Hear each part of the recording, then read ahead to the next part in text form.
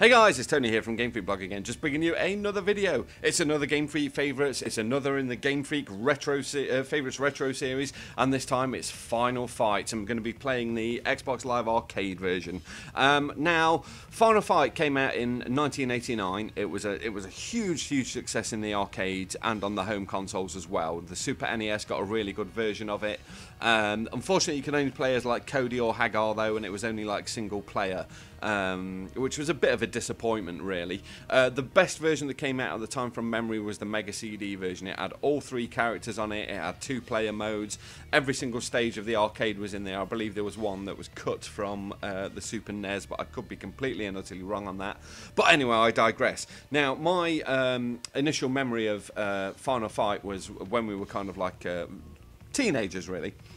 And not to sound too patronising to anyone who's kind of below the age of 20 or whatever who's watching this, but there used to be these big buildings you used to go into called arcades.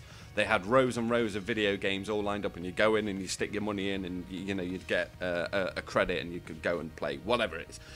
Not sounding too patronising there, but there used to be, if anyone's kind of like my age, if anyone's kind of like over the age of 30 and used to frequent the arcades as much as I did, just leave a little comment if you used to do this, because there used to be some kind of like arcade etiquette where if there was someone playing the game that you wanted to play, you could go up, just drop your money, your 20p or your 50p, whatever, on the side where the joysticks are, on the hard bit where you usually get all those burnt fag nubs. And, you know, it was fairly trustworthy. No one would ever nick your money. You know, you could just leave it on there. Or, indeed, you could just go up and stick your money in the machine.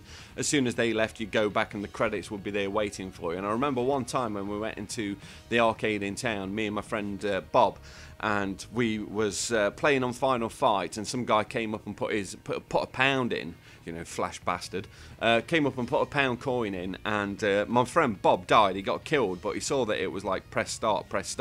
So he just kind of kept pressing start every time he died, and went through and blazed through this whole guy's £1, who wasn't too happy when he came back, but you know, we paid him back and sorted him out on that. But Final Fight was a great game. It's one of the top. It's got to be in the top 5 side-scrolling beat-em-ups of all time. It's, in my eyes, it's up there with Double Dragon and Violent Storm.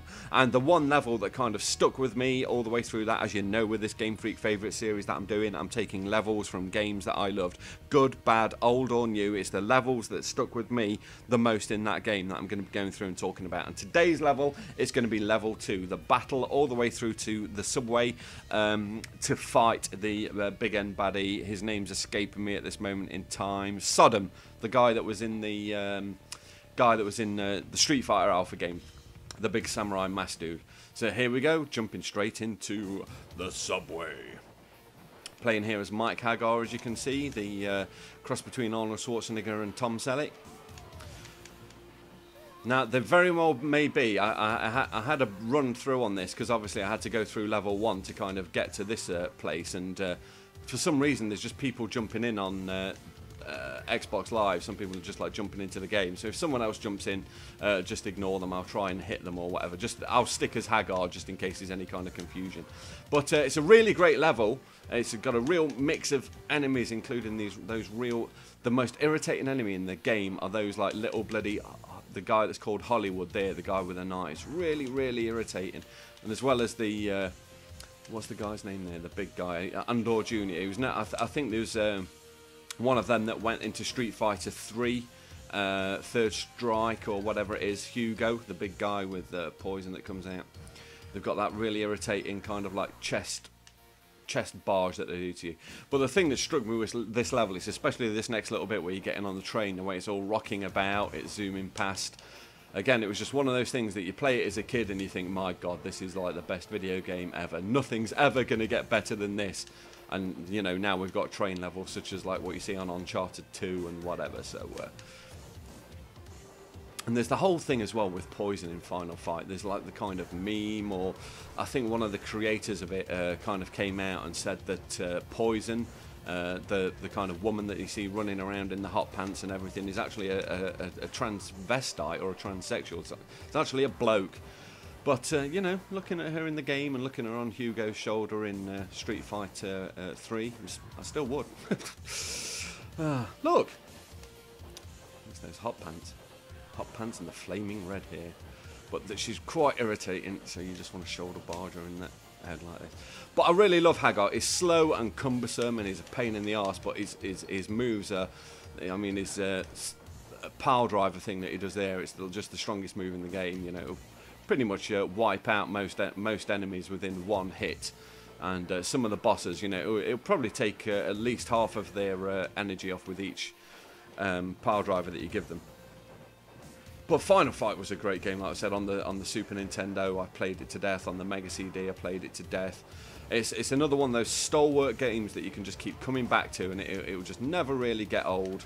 I mean, obviously, if you're kind of like young and you know you're getting into retro game, you might think it's like a little bit basic, but the thing is when you know when you're kind of like a mice, the nostalgia thing kicks in, and it's not just nostalgia. I mean, it still plays like a blinder today, but you know, you have those games that you just kind of love because it reminds you of a time when you were young and it was more innocent and gaming was more pure, if you like. And give me that fucking meat.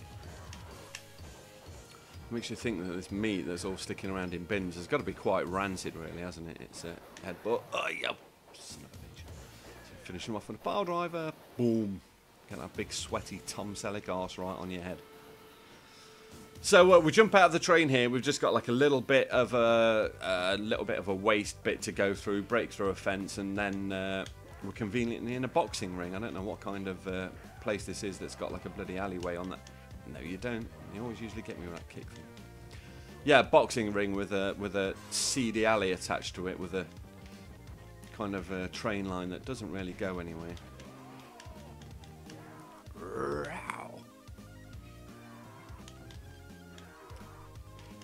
The recovery on these Hollywood guys, the guys with the knives, is insane. You just knock them down and they're back up on their feet straight away. It can get extremely frustrating when there's like about 20 of them bloody jiving around the level, doing that irritating thing where they fly up in the air and stick the knives down at you. Fucking hell, Simmons, come on.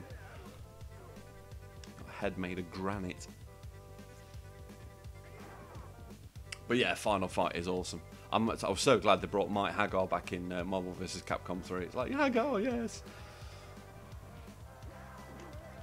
And didn't they give, I think, one of the extra costumes, not that I bought them, if you saw my Marvel vs. Capcom Street Fighter DLC swindle video, you'll know why I didn't buy them. Fuck you, Sodom. But I think Zangief in Street Fighter 4 had like an extra costume, which was a Mike Hagar costume, which would have been fun to see, but I'm gonna screw you up. Not like that, I'm not. Fuck you. I mean, look at that, look. Just that, and his energy was, his bar was on the green before that, so that's like a third of the, oh, here we go. Third of the energy gone. Much more. One big hit, guys, and he's done. I think we'll do the car bonus stage afterwards, just so we can hear the guy go, "Oh my god!" Yeah, screw you. Round 2, clear. So here we go, the very last little bit. Let's smash up this guy's car. I mean, considering like Hagar's on a mission to save his girlfriend from the gang and get rid of crime and corruption in Metro City, you know, he's a bit partial to fucking some criminal damage. Sorry if you can hear the frantic tapping of my finger there. Something that Capcom brought back for Street Fighter 4, the smashing of the cars, which I was quite glad about. And there we go. Perfect. So guys, that was Final Fight Stage 2. I hope you enjoyed the game as much as I do. Stage 2 was pretty much one of the best. Some of the other levels, they got a bit generic after that and a bit long. The industrial era was okay, but as far as I'm concerned, Stage 2 was the greatest in the game. So guys, that's Final Fight Stage 2. Thank you for tuning in. I've got some more Gamefreak favourites coming up soon. I'm probably going to upload the second part of the Battlefield video that I did the other day. I know I had some guys wanting me to see it from the other side where I was playing on defense, so I might stick that up over the weekend. But guys, anyway, thanks for tuning in. It's Tony from Gamefreak Blog, signing out.